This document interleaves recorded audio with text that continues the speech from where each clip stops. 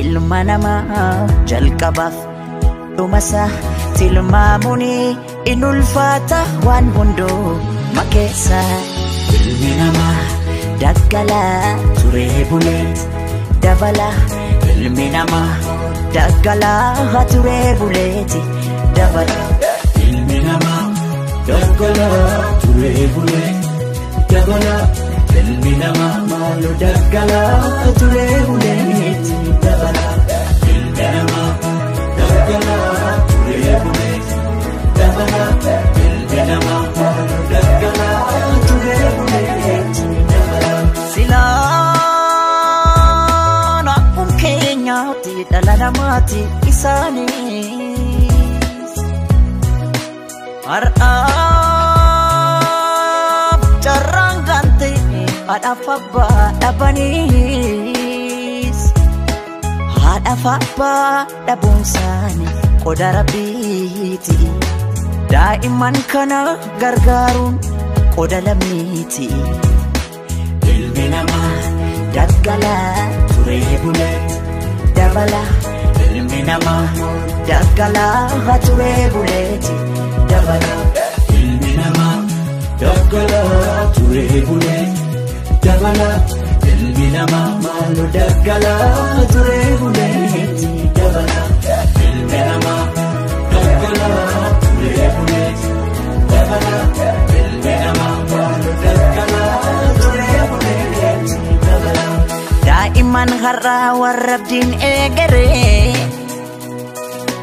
jiruu gadadootiin kophaa isaanii falmu.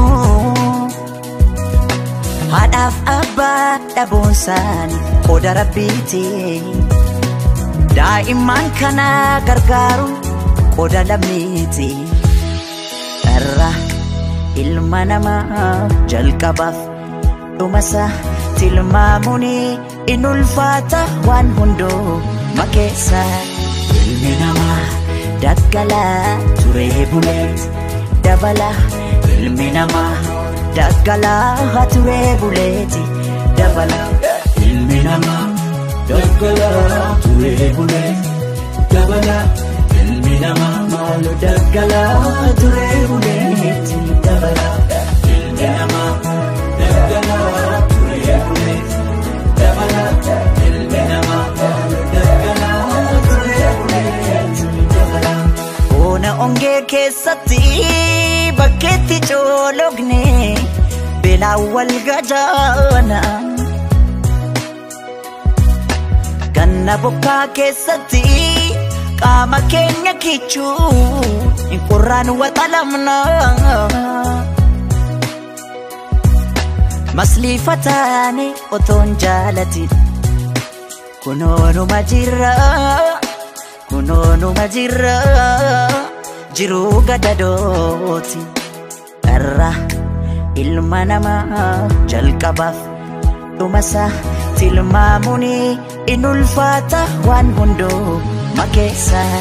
Ilmi namaa daggalaa turee buleet dabala. Ilmi namaa daggalaa turee buleeti dabala. Ilmi namaa daggalaa turee buleet dabala. Ilmi namaa maalu daggalaa turee buleeti.